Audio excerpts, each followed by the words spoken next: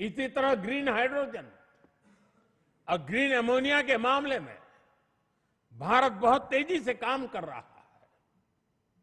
आने वाले समय में ये टेक्नोलॉजी भारत को ग्लोबल ग्रीन एनर्जी मैप में सबसे प्रमुख बना पाएगी और ये नाम बनना पक्का है साथियों। आज बड़े एक्सपर्ट्स भी का भी अनुभव है कि जिन देशों ने मैन्युफैक्चरिंग के पूरे इकोसिस्टम पर 80-90 के दशक में काम किया, उन्हें उसका फायदा इस सदी में मिलना शुरू हुआ। भारत ने 10-12 वर्ष पहले जिस इकोसिस्टम पर काम करना शुरू किया, उसका लाभ अब देश को मिलना शुरू हो गया। 2014, 15, 16 के कालखंड में जो बात नींव डाली गई, उसके फल अब दिखाई देने लगे हैं। भारत तेजी से दुनिया का मैन्युफैक्चरिंग पावर हाउस बनने की ओर आगे बढ़ रहा है। साथियों, energy, minerals, chip, battery storage, space, drone, data centres, quantum computing, artificial intelligence, ऐसे हर सेक्टर, हर टेक्नोलॉजी एक दूसरे से जुड़ी हुई है। ये एक दूसरे की पूरक है। भारत इनके लिए विदेशों पर निर्भर नहीं रह सकता, क्योंकि ये भारत की आर्थिक और स्ट्रेटेजिक हर प्रकार की सिक्योरिटी से जुड़े विषय है। और तभी भारत सेमीकंडक्टर इकोसिस्टम पर इतना फोकस कर रहा है, तभी क्रिटिकल मिनरल्स को लेकर मिशन बोर्ड पर काम चल रहा है। साथियों, शिपिंग सेक्टर में भारत आत्मनिर्भरता के नए लक्ष्यों के साथ आगे बढ़ रहा है। हम एक ऐसे फ्यूचर की तरफ बढ़ रहे हैं जहां हम मेड इन इंडिया शिप पर ट्रेड करेंगे और कंटेनर भी मेड इन इंडिया होंगे। शिप मेंटेनेंस और रिपेयर से लेकर स्क्रैपिंग तक की सर्विसेज भी भारत देगा। यही विजन हमारे एविएशन सेक्टर के लिए है। आज हम made in India transport aircraft बना रहे हैं। वो दिन दूर नहीं जब Bharat made in India civil aircraft भी बनाएगा।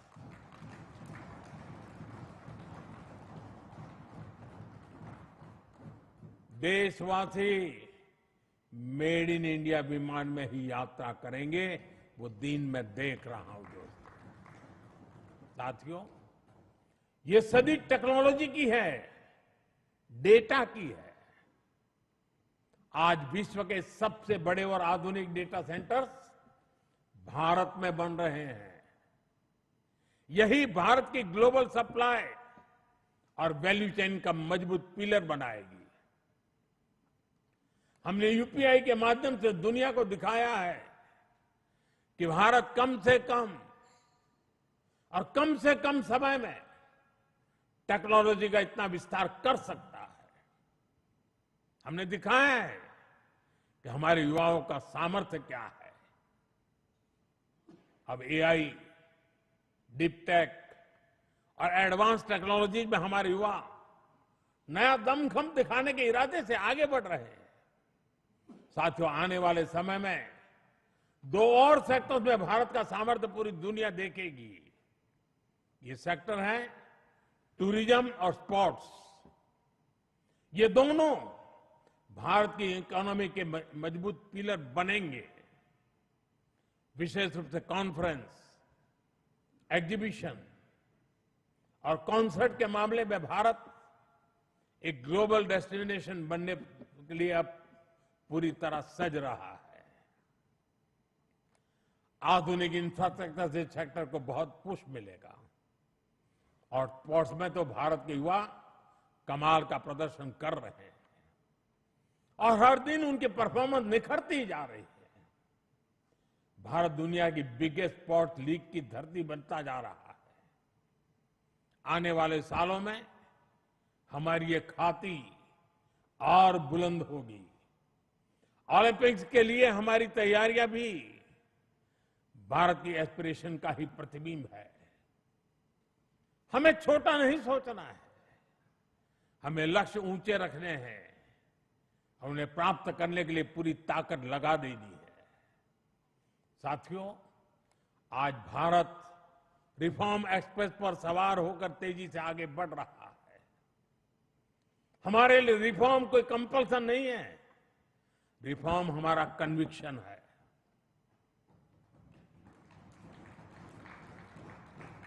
और देश भी निरंतर रिफॉर्म्स को सपोर्ट कर रहा है।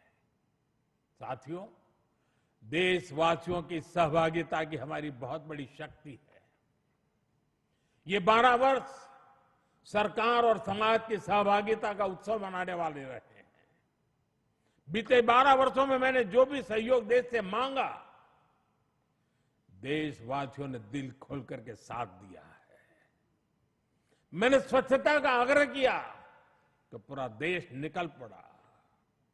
मैंने देश से डिजिटल पेमेंट अपनाने के लिए आह्वान किया तो भारत रियल टाइम ट्रांजैक्शन में दुनिया में सबसे आगे निकल गया। मैंने कोरोना महामारी के दौरान एकजुटता का, संयम का आग्रह किया तो देश ने एकजुट होकर उस महामारी का सामना किया। जनता ने कभी हमें निराश नहीं किया। साथियों, आने वाले समय में भी इसी जन विश्वास और जन भागीदारी के साथ हमें आगे बढ़ना है। सबका साथ, सबका विकास, सबका विश्वास और सबका प्रयास, ये हमारा मंत्र रहा है। सबका प्रयास ही विकसित भारत के निर्माण की असली ऊर्जा है। हमें हर राज्य, हर शहर, हर गांव को जोड़ना है। अब समय आ गया है कि राज्यों के बीच नई प्रकार की तंदुरुस्त स्पर्धा, स्वस्थ स्पर्धा हो। स्पर्धा इस बात की हो कि कौन सा राज्य सबसे तेजी से $1 ट्रिलियन इकोनॉमी बनता है। स्पर्धा इस बात की हो कि कौन सा शहर इनोवेशन का सबसे बड़ा केंद्र बनता है। स्पर्धा इस बात की हो कि कौन सा क्षेत्र रोजगार सृजन में सबसे आगे निकलता है। भारत की प्रगति राज्यों की ऐसी प्रगति से ही होने वाली है। आइए अगले दशक को उपलब्धियों के साथ साथ श्रेष्ठता का भी दशक बनाएं।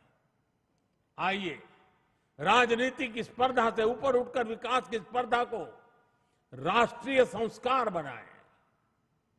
12 वर्षों की यात्रा उपलब्धियों की रही है।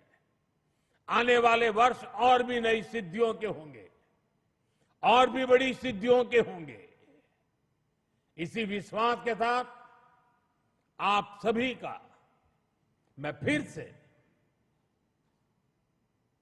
अंतःकरण पूर्वक आपके साथ सहयोग, समर्थन के लिए आभार व्यक्त करता हूं।